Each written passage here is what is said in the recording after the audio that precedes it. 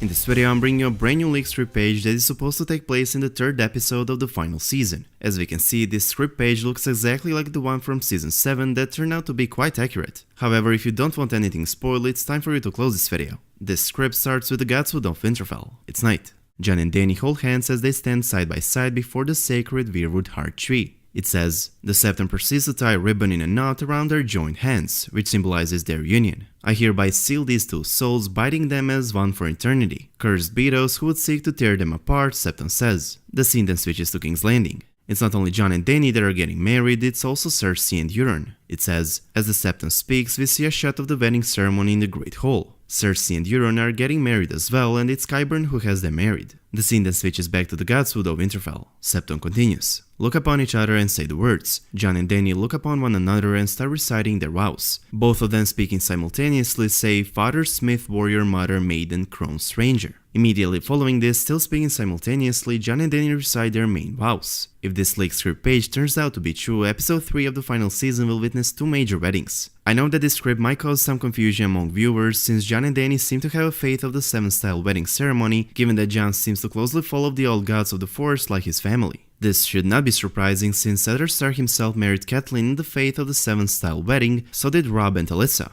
However, in closer inspection, it seems as if Jon's and Dany's wedding is a hybrid of the faith of the 7 and Old Gods wedding ceremonies. It's not performed in a sept at all, but seems to be held in a local Godswood in front of a Weirwood tree. Moreover, faith of the 7 wedding ceremonies are typically held during the day, while Jon's and Dany's wedding is seemingly held at night, which is actually how Old God style wedding ceremonies are conducted. Anyways, if you've been watching my previous videos, this wedding of Ice and Fire is not a huge surprise for you, neither is a marriage between Cersei and Euron. Additionally, Marriage of Ice and Fire was expected to already take place in the previous season of Game of Thrones, considering that the potential suitor in Westeros was the main reason Dany left her lover Daario Naharis behind in Meereen in the season 6 finale. People have been shipping Jon and Dany basically since the very beginning of the show. However, Game of Thrones Season 7 did see Ice and Fire come together as Jon Snow and Daenerys Targaryen finally met and promptly fell in love. Since Dany did not come to Westeros to only conquer it, but also to build a stable order and reunite all the 7 kingdoms, of which most are in an open rebellion against the crown, Jon Snow was and still is the only logical suitor for Dany. Jon and Dany have already begun an intimate relationship, although neither one of them is currently aware of their family ties. Since Jon and Dany are headed to Winterfell, it's likely that Bran and Sam will reveal the truth about Jon's true heritage early on in the season. Clearly, this revelation of Dany being Jon's aunt will come as a huge shock to both of them and will most certainly change their relationship. Even though incestuous pairings have never bothered Targaryens, and some might even say that it will not bother Jon and Dany either as they are Targaryens themselves, you're completely wrong.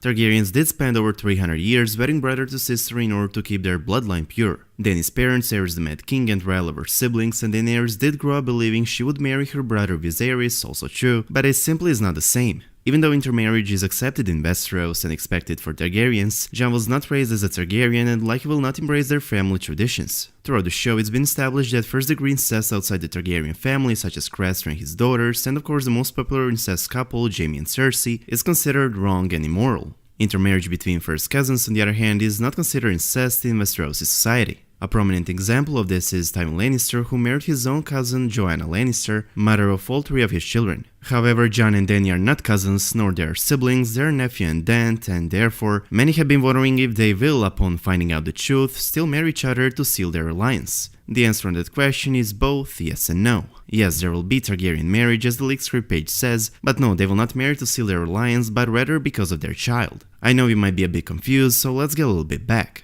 I doubt Jon and Dany will continue their intimate relationship after they found out the truth, which will by the way take place in the very beginning of the final season, but they don't have to because Dany already got pregnant in the season 7 finale. Despite Daenerys' belief that she cannot have children because of the prophecy that was told to her in the very first season, Dany will most definitely be pregnant with Jon's baby next time we see her. Like everyone else.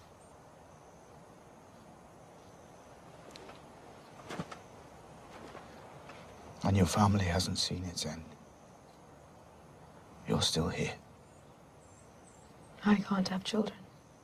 Who told you that? The witch who murdered my husband. Has it occurred to you she might not have been a reliable source of information? Just as Jon Snow stated, it's highly possible that the witch was not being honest with Dany, which along with a lot of foreshadows that took place in the previous season might mean that the season finale brings more surprises than we hoped for.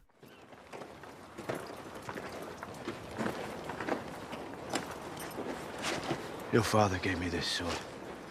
Changed the pommel from a bear to a wolf. But it's still Longclaw.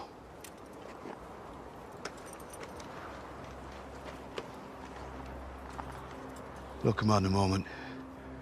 Thought you'd never come back to Westeros. But you are back. And it's been in your family for centuries. It's not right for me to have it.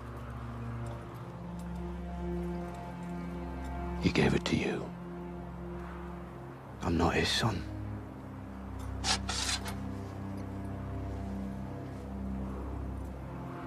I brought shame into my house. It broke my father's heart. I've forfeited the right to claim this soul. It's yours. It'd serve you well. And your children after you.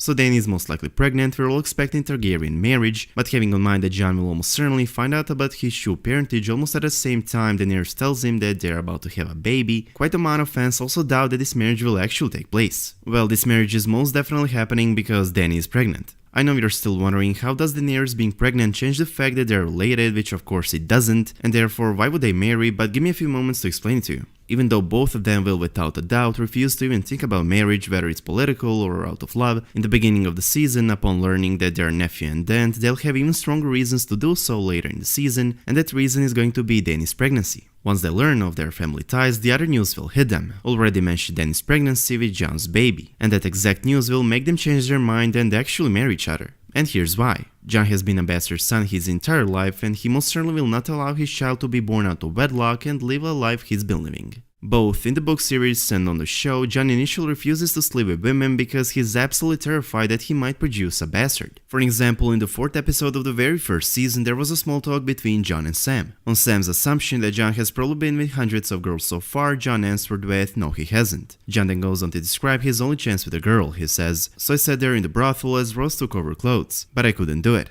Because all I could think was, what if I got her pregnant and she had a child, another bastard named Snow? It's not a good life for a child. The fact that Jon himself is not actually a bastard but a legitimate son of Rhaegar Targaryen and Lyanna Stark, a true heir to the Iron Throne, is highly ironic of course, but it doesn't change the way he grew up. It most definitely will not change his desire not to bring another bastard named Snow into the world. Therefore, this marriage of ice and fire does not come as a huge surprise, taking into consideration that Dany is pregnant and Jon on the other hand would never allow his child to be a bastard. Now let's say a few words about the wedding between the Mad Queen Cersei Lannister and Euron Greyjoy that is seemingly taking place at the same time of Jon's and Dany's. As we all know, in the beginning of Season 7, upon having failed to meet Dany, Euron sails the Iron Fleet to King's Landing, answering the invitation of Cersei. Cersei proposes an allegiance between the Crown and the Ironborn, which Euron counters with an offer of marriage. Cersei declines Euron's attempt at courtship, and he departs, promising to return with a gift that will win her heart. As we all know, Euron did fulfill his promise by handing her the people responsible for the death of her daughter. Cersei is pleased and, in return, promises to grant his request of marriage after the war if won.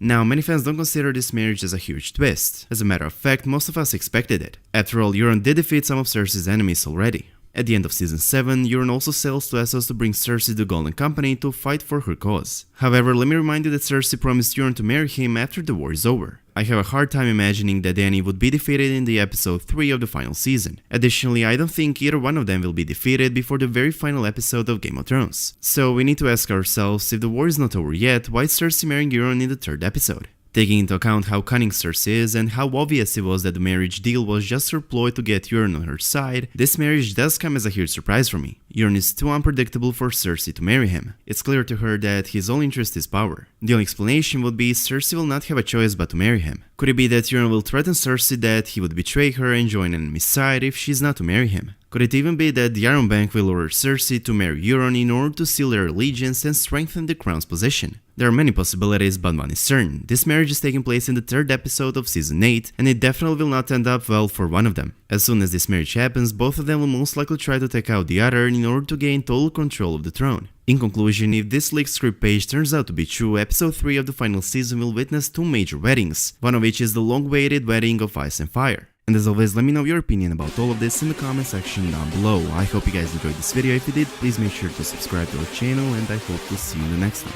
Peace. Hold up.